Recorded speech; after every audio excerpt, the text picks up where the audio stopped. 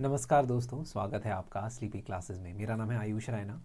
Previous year questions की UPSC mains में जो रेलेवेंस है उसको लेकर मैंने एक वीडियो पोस्ट किया था, जिसमें जनरल स्टडीज़ पेपर 1 और जनरल स्टडीज़ पेपर 2 इनके अंदर जो 2025 में मेंस में सवाल पूछे गए हैं उसकी एनालिसिस करने के बाद we came to the outcome कि out of the 40 questions that were asked 16 could be directly or indirectly derived from previous year questions.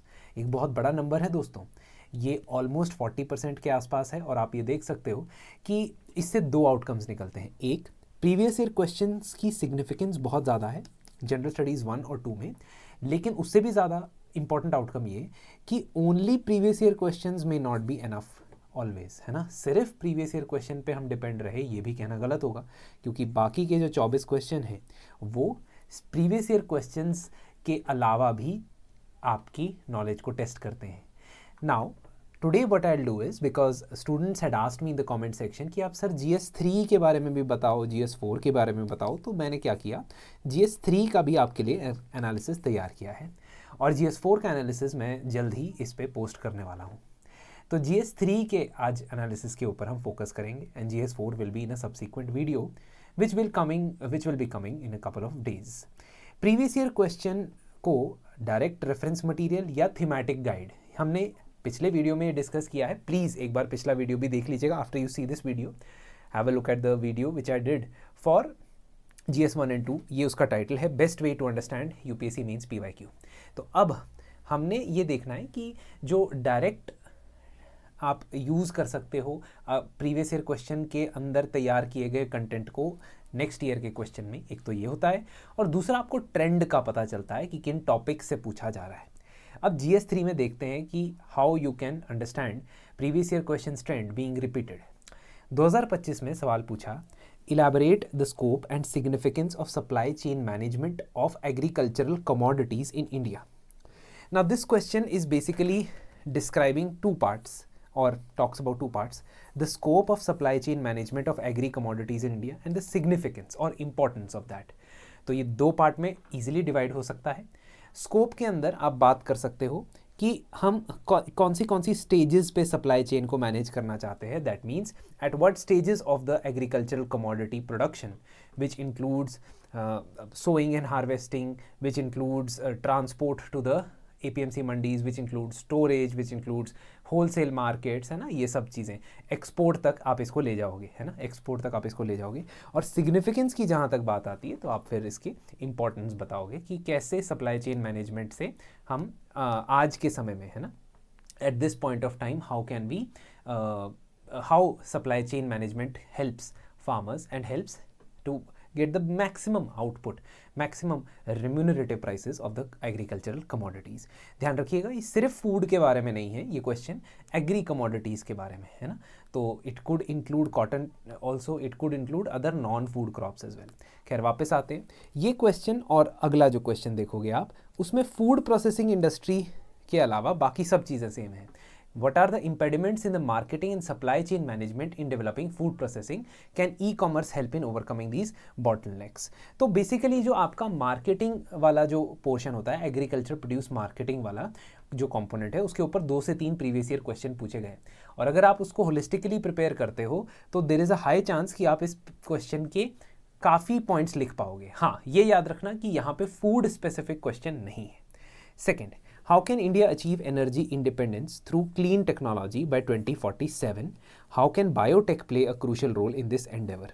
So now once again आप जब environment ecology पढ़ते हो तो उसमें आप देखते हो कि इंडिया के एनर्जी रिलेटेड या एनर्जी स्पेसिफिक कुछ टारगेट्स हैं, ठीक है।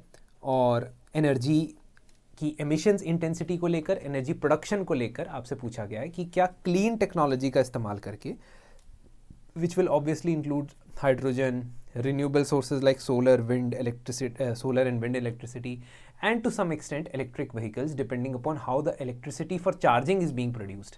तो इनके ऊपर आप इसमें आंसर लिखोगे। और बायोटेक्नोलॉजी का रोल भी पूछा गया है कि how can biotechnology help in clean energy, है ना। तो आप जब माइक्रोबियल फ्यूल सेल्स की बात करते हो, है ना, या बायोफ्यूल्स की बात करते हो, तो वहाँ पे बायोटेक्नोलॉजी का प्रयोग होता है। इन 2022 क्वेश्चन वाज आस्क्ड, आप देखो, how will India achieve the target of 50% of installed capacity from renewable energy by 2030? A very similar question, although the tone of the question, requirement of the question may be different, but आप जब इसको prepare करोगे तो आप clean energy के बारे में अच्छे से प्रिपरेशन करोगे। Secondly, how will the shift of subsidies from fossil fuels to renewables, this is a separate component of this answer, है ना।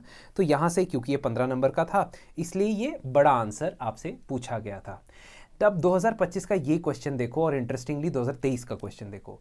25 में पूछा गया, right a review on India's climate commitments under Paris agreement, mention how these have been further strengthened in COP26। COP26 was held at Glasgow, जहां पे भारत ने अपना पंचामृत यानी कि 5 मेजर प्लेजेस लिए। Along with that it took the pledge of carbon neutral status till 2070, कि वो carbon neutral बन जाएगा देश बाय 2070, ये प्लेज ली। तो उसके बारे में सवाल पूछा, और फिर ये पूछा कि how was the first India's NDCs या nationally determined contribution which was updated in 2022।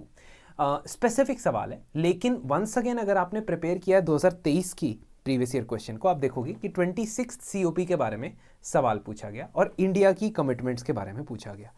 तो there is a high chance कि अगर आप ये प्रिपेयर कर रहे हो सिर्फ ये प्रीवियस ईयर क्वेश्चन, तो आप इस क्वेश्चन के आंसर को रीच कर सकते हो। ऑफ कोर्स जब आप COP 26 पढ़ोगे आपको पेरिस एग्रीमेंट पढ़ना ही होगा, क्योंकि वहाँ पे पेरिस एग्रीमेंट का मेंशन होता है ना, जो COP 21 यहाँ पे पूछा गया। खैर वापस आते हैं, ये क्वेश्चन जो है ना, ये इतना ज़्यादा डायरेक्ट है कि मैं आपको बता नहीं सकता।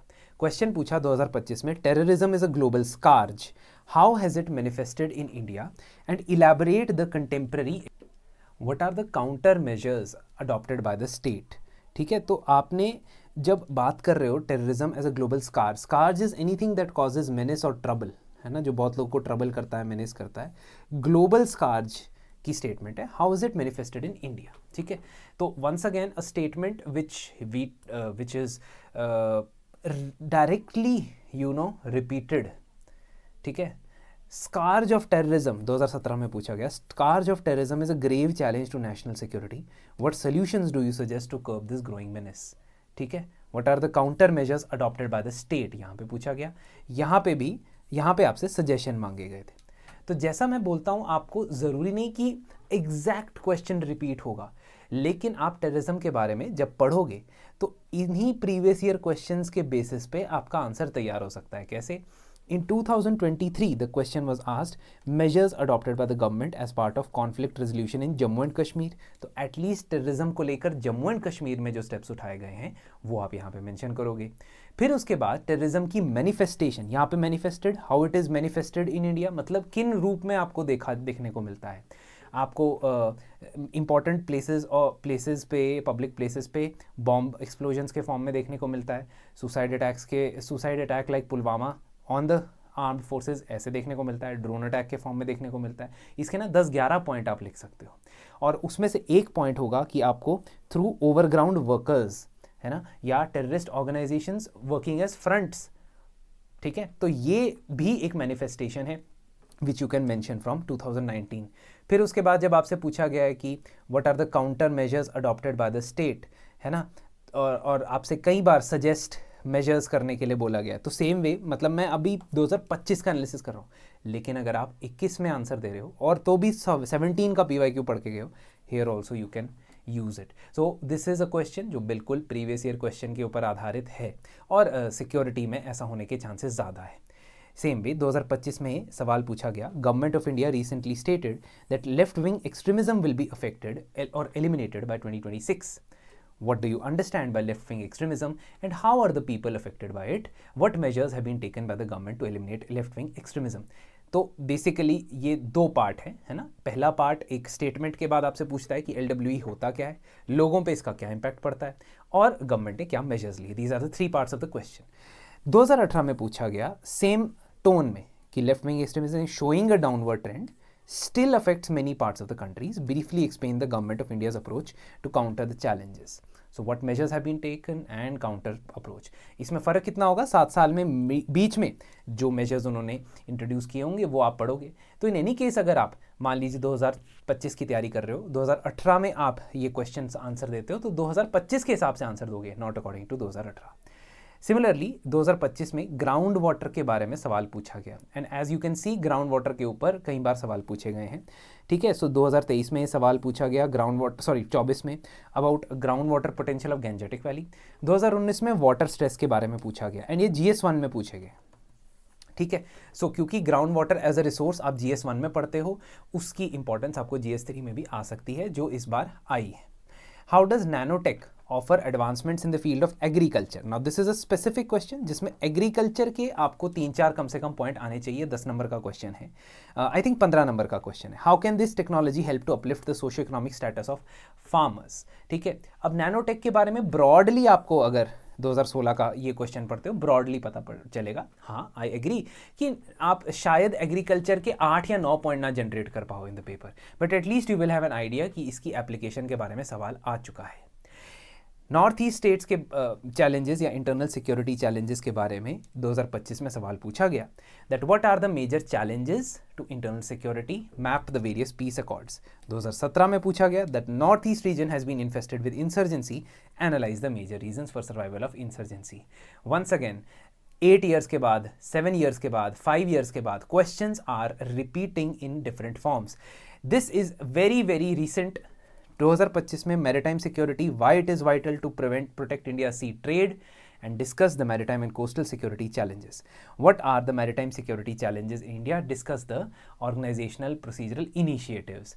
तो अब ये देखोगे कि 1, 2, 3, 4, 5, 6, 7, 8, 9 questions out of the 20 questions over here have been asked with direct reference and linkage to previous year question. I could have established more, but I did not want to do that because मैं ज़्यादा overlap के लिए questions ढूंढ रहा था, है ना। तो अब हमें 16 में से 9 ऐड कर दिए, 25 out of 60. So still 35 questions are from not directly or indirectly linked to previous year question, but 25, which is a huge number, is directly or not directly linked to previous year question. That is why whatever tests you give अभी से लेकर आप दिसंबर तक अगर mains को बिल्कुल mastery करना चाहते हैं, है ना, और आंसर राइटिंग की अपनी जर्नी को एक अच्छे लेवल पे लेके आना चाहते हैं, तो जो भी टेस्ट आप दें, है ना, उस टेस्ट में मिक्सचर होना चाहिए, एक healthy mix of previous year question, derived questions as well as current affairs के टॉपिक, डिपेंडिंग अपॉन कि कौन से सब्जेक्ट का क्वेश्चन है, कौन से टॉपिक का क्वेश्चन है। इस चीज़ को ध्यान में रखते हुए हमने अपनी ईयर लॉन्ग टेस्ट सीरीज, जिस प्रोग्राम का नाम है साधना, इस प्रोग्राम के अंदर हमने ये 16 टेस्ट रखे हैं। Not only test, we will provide you the content as well. तो आपका mains oriented value addition material आपको मिलेगा, खासतौर पे उन सब्जेक्ट में मदद करने के लिए जो सिर्फ मेंस ओनली सब्जेक्ट होते हैं। इसके अलावा इन पर्टिकुलर प्रोविजन में फ़ायदा क्या है इस पर्टिकुलर टेस्ट सीरीज़ का, कि आपको 1:1 मेंटोरशिप मेरे द्वारा मिलेगी, और आपकी परफॉर्मेंस एनालाइज करने के लिए हम हर फोर्टनाइट या हर हफ्ते के बाद जब भी टेस्ट होता है उसके बाद हम एक कॉल रखते हैं जिसके थ्रू हम डिस्कस करते हैं कि किस तरीके से आपको इम्प्रूव करना है। In addition to this, not only providing you guidance but answer writing along with you, I will be conducting every month one session. हम हर महीने एक सेशन होगा, लाइव सेशन होगा, जिसमें मैं आपके साथ बैठ के 5 आंसर लिखूंगा। So that is what we need to understand as far as previous year question की सिग्निफिकेंस इज कंसर्न्ड। अगर आप डेली बेसिस पे प्रैक्टिस करना चाहते हैं, not only full length test but daily basis पे, तो उसके लिए 100 डेज का हमारा आंसर राइटिंग बूट कैंप है जो स्टार्ट हो चुका है। बट इसमें आप डेली बेसिस पे एक एक क्वेश्चन को आंसर करेंगे, इसमें क्विकली आपको इवेल्युएट होकर वो चीज़ें मिलेंगी, एंड यहाँ पे भी मैं आपको गाइड करूँगा 1:1 मेंटोरशिप के थ्रू। इस पर्टिकुलर कोर्स के अंदर आपको 2024 तक के जो है मॉडल आंसर्स मिलेंगे, 25 तक के भी अवेलेबल कर देंगे आफ्टर अ फ्यू months, ठीक है, sorry, after a few weeks. So this is what we have to offer as far as the paid content is concerned, and आपका GS4 का analysis I will be bringing in the upcoming couple of days. Thank you and have a very nice day ahead.